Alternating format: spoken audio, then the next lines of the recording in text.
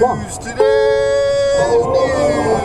This is CBS News on the Hour, sponsored by Progressive Insurance.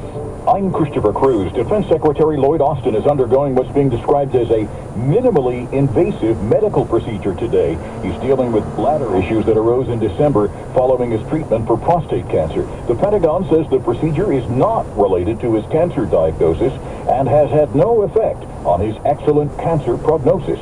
More from CBS's David Martin. Back then, he not only tried to keep it private from the public, he tried to keep it private from the president. Today, we have an announcement before he even goes in that he's having this procedure, and we've had an announcement each time he has subsequently gone in after the first fiasco. At SeaTac Airport in Washington State. But it doesn't seem too crowded. I think I'll be able to get through the line pretty fast. Smooth sailing, but long lines reported at many of the nation's airports. The TSA says as many as 3 million people could fly today alone. The airports are packed, but so are America's highways. An estimated 40 million Americans will travel this long holiday weekend.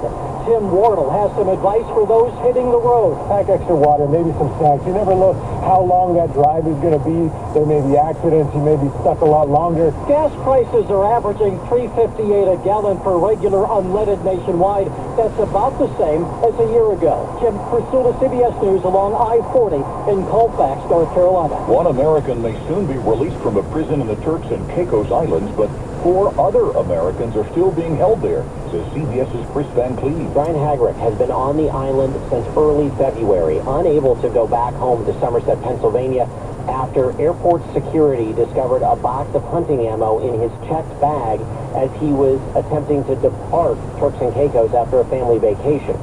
He pleaded guilty to possessing the ammo, but the law of the land there is an up to 12-year mandatory minimum prison sentence in a notoriously difficult prison. Hagrick was given a 52-month suspended sentence. Author Caleb Carr has died. He was best known for writing about his beloved cat, Masha, and for his 1994 book, The Alienist. He spoke to CBS News recently about Masha. It's such a loaded thing to say. My cat of 17 years was the love of my life, except that it happens to be true. Carr died of cancer. He was 68. Colorado's governor has signed into law 2 bills that give the state more power to regulate funeral homes.